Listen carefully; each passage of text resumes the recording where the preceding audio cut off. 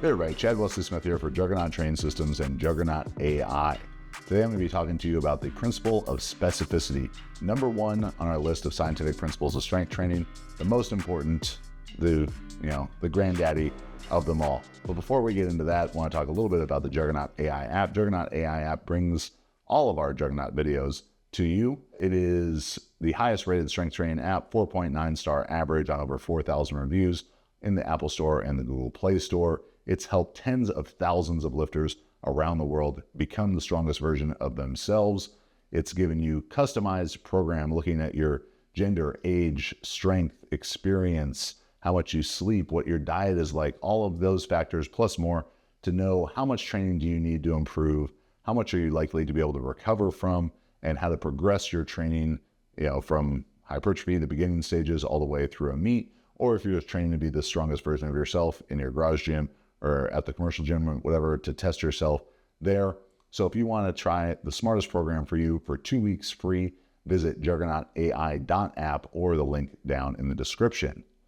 All right, so specificity is the number one scientific principle of strength training, and it creates a framework under which all other training decisions need to be made. So when we're talking about training for powerlifting, specificity is going to mean developing, muscular size, force production capabilities, neural force production capabilities, technique in the squat, bench, and deadlift. But what specificity really means is developing the underlying systems of success for sport. So specificity, what is specific to powerlifting, what I just mentioned, it's going to be different than what is specific training for football or for bodybuilding or for MMA. So that idea of developing the underlying systems of success for the sport, that's what you always want to keep in mind when thinking about specificity if you're dealing with, non just pure strength training sport like powerlifting or weightlifting. And then when we say it creates the framework under which all other decisions are made, as we get into our other principles, overload, fatigue management, SRA, variation, phase potentiation, and individual differences, specificity is going to help determine what does overload mean for powerlifting versus what does overload mean for football strength and conditioning or MMA strength and conditioning. So understanding specificity and what the underlying systems of success are for your sport is going to be critical. Next, I want to talk about the spectrum of specificity. So if we have all the exercises in the world, all the different physical activities you could do, and powerlifting is over here, like triathlon or marathon running is probably the most different thing that you can do over here. So the exercises that you're going to be dealing with for powerlifting training on this big spectrum is pretty much just this last little bit here at the edge. So the most specific training that we can do are 1 rep max in the squat, bench, and deadlift. And then any changes from that are going to be, a little bit more general training. So general and specific are sort of, the same idea of the spectrum, specific over here, general over here. But the general training we're doing for powerlifting is not marathon training. It's even general as anything that we move away from that 1 rep max is going to be general training. So training for muscular size is relatively more general, but still falls within the framework of specificity of developing the underlying systems of success for the sport. So another way to think about this exercise classification from specific to general is going to be in the way that Dr. Anatoly Bondarchuk, one of the greatest minds in strength and conditioning ever, he served for 25 years as the national throws coach for the Soviet Union, developing the 2 best hammer throwers of all time, and gave the strength and conditioning world a lot of new perspective on what it means to do specific training or special strength training. And he looked at that as more of a pyramid, with the peak, the tip of the pyramid being the competition exercise, the competitive exercise. So 1 rep max for the squat, bench, and deadlift. And then as we move down that pyramid, we have special developmental exercises, special preparatory exercises, general developmental exercises, and general preparatory exercises.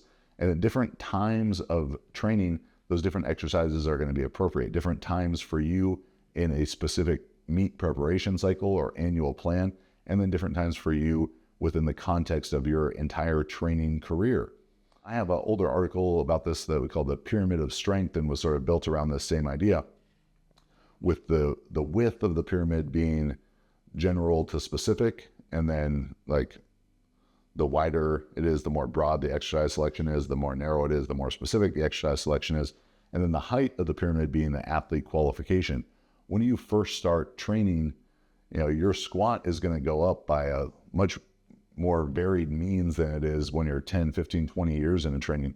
You might do leg extensions, hamstring curl, leg press, bodyweight squat, goblet squat, all these different things. You might just think about squatting if you've been training for, 6 weeks, and your squat's going to go up. Where as you get 10, 15, 20 years into it, there's going to be a lot less exercises that are going to help you. You're going to need a lot more specific training. That might mean smaller rep, a more narrow band of rep ranges is going to be beneficial to you. A more narrow band of exercise is going to be beneficial to you, and different, proportions of your energy being spent in those slightly more general phases where you're focused more on building muscle than you are on developing competitive technique and, developing the neural force production qualities that make the best powerlifters in the world the absolute best. Because once you get up to that level, yeah, they're all muscular, but how efficient is their technique and how efficient is their neural force production is going to be the difference.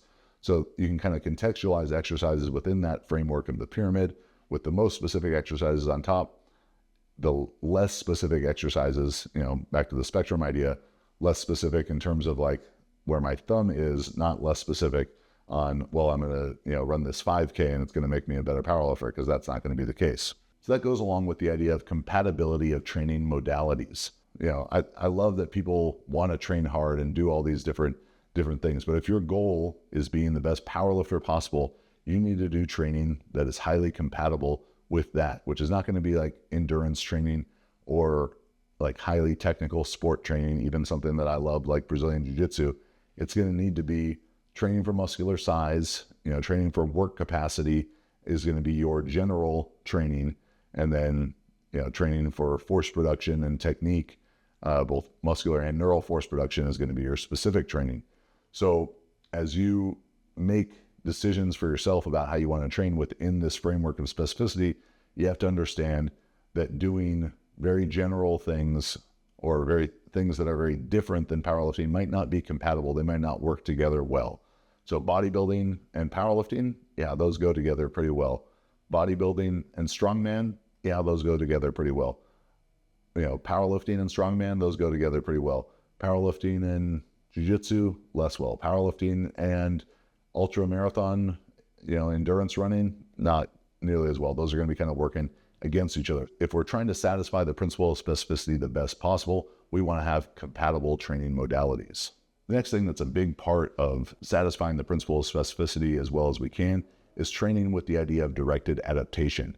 So if you want to get better at 1 rep max squatting, you need to do 1 rep max squatting, or you need to follow a logical plan progressing towards 1 rep max squatting. It's going to be tough to do all sets of 5 and then be the best that you can at sets of 1, but it's also, on the other side of that, we want to avoid adaptive resistance. And I have a longer video that goes in depth on this called directed adaptation versus adaptive resistance.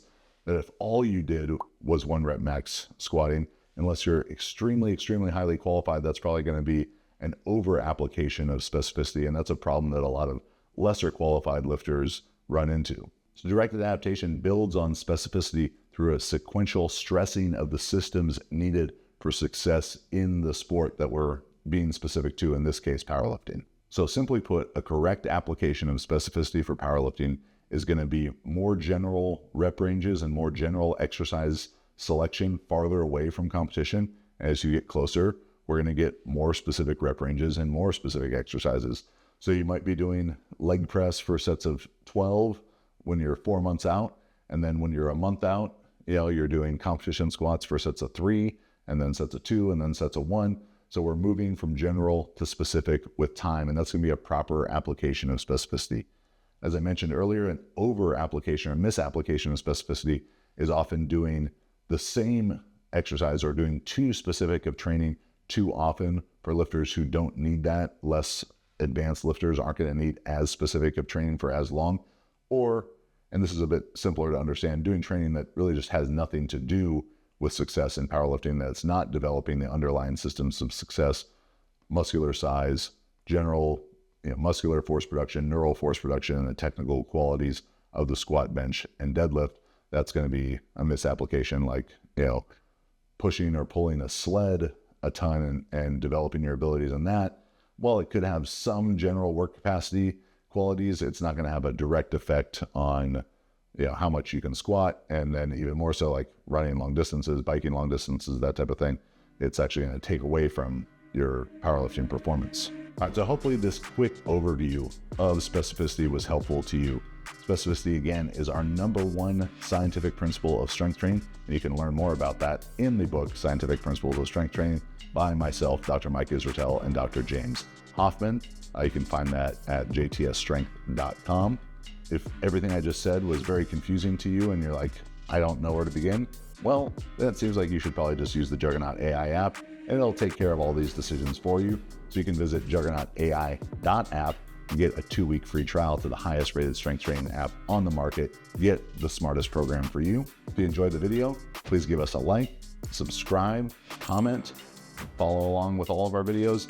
Thousands of videos here on the Juggernaut Training Systems YouTube channel to learn everything you want about how to get strong. Thanks for watching.